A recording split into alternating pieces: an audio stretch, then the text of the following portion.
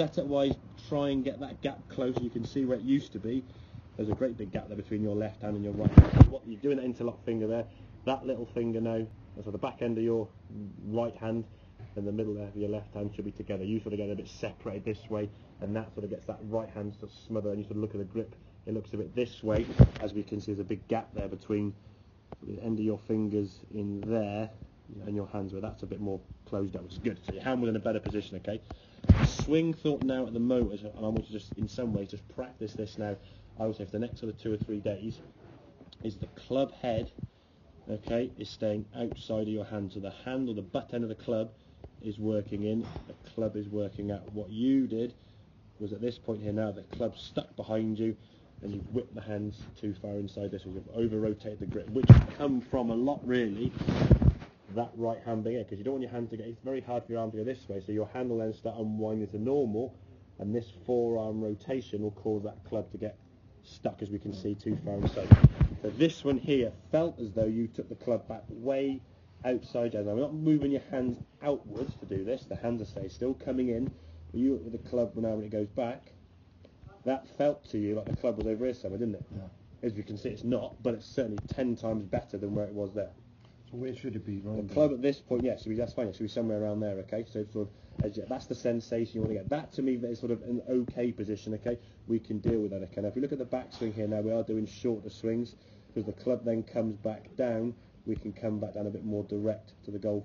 What you unfortunately have, so when you do longer swings, as you get to here now, okay, as you start swinging down, you watch your sort of head position on top of the backswing there. If we put a little line on there, that's kind of where your head is at the moment, okay? As you start swinging down, you can see your body really dropping and actually moving forward nearer the golf ball. Now a lot of that is going to come through the ground with your right foot moving up on its toe this way too much, rather than the twist. When you come back to golf ball, your club now has moved. Wherever that gap is there, your head's moved over here and down, your club has moved the same much that way, hence why you're coming back with the club, because you know it's going to catch right in the hosel of the club in here, and that's going to give you the shape. You're going to get the ball squirts off to the right, as we can see now the ball's shooting off in that direction. So when the backswing was shorter, there wasn't quite as much knee movement forward. Your club can come back with a more direct hit, but we're still close to the hosel, okay? Wow. Ideally you want the golf ball to be struck sort of more towards the middle rather from the heel, but at least now with a better backswing in terms of that position here now and hinging up, we're coming back down with the club more direct to target and the path just a bit left, because you've done all you possibly can to try to hit the ball somewhere non-right. Because a lot of your shots when you play golf are just going to curve that way, aren't they? So you do whatever you can to hit it somewhere over in this direction. Now the club's square to the target because your grip's better. You can then start adjusting that path, which I think we will start doing next time. Okay, so what I would say, we can practice that takeaway, get that takeaway, work on that move there. Okay, hands are going to work in the butt of the club. So it should be a little bit more. That's okay. I mean, to be fair there. Okay, if you can exaggerate the practice thing, so when you get it into practice, you're trying to get it more so you feel more this way. Okay, that would be better. Okay, because in reality, when the club speeds up, you'll probably get to about here anyway. What we want to try to avoid, then, we don't want this. Don't stop the club getting there by doing that. We don't want that to get the club further away from being behind you, okay? Because now your hands have moved away from the body.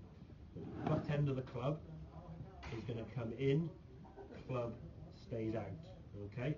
So it's butt in, head out. What you've got is as you got that.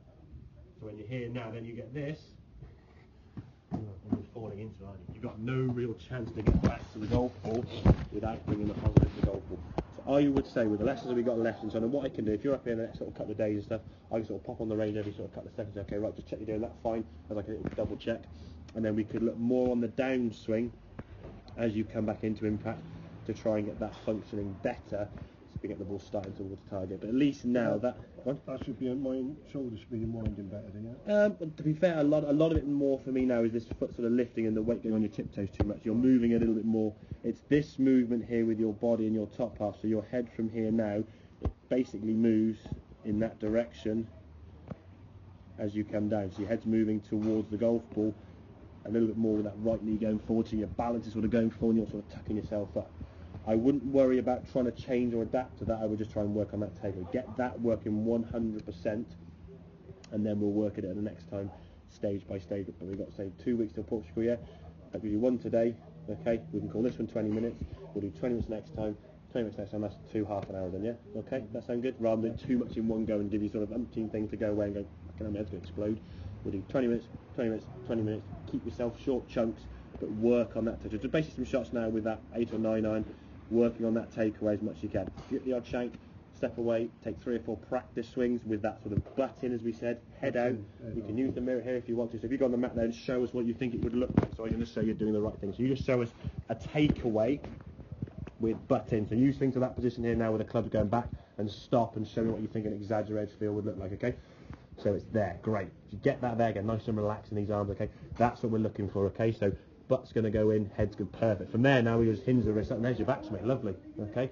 Once you get there, excuse me, where'd you go? You've either got to do that, or you come back from the inside and it's going to go over there somewhere, alright?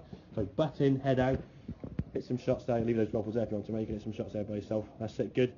Just do that sort of length swing and just get that strike, and then we can work maybe more on the down swing and that transition with the body. What's that? Because that's going to want to keep creeping over, okay? I would say every 10 shots, turn to them, or use that mirror there, just keep looking at that mirror and double check. That's fine, yeah. What you want to do is, show me a bag grip with your right hand, show me the bag grip, that's where you want to, now show me a good grip. Better, show me a bag grip. Good, there you go, show me a good grip. There you go. Understanding what good and bad feel like would better for you, because if you think, okay, there's bad, here's good, here's good, here's good, here's good, here's good, well, that's even worse, isn't it? Knowing what a good looks like and feels like is going to be key for you. Okay, mate, does that make sense? Thank you.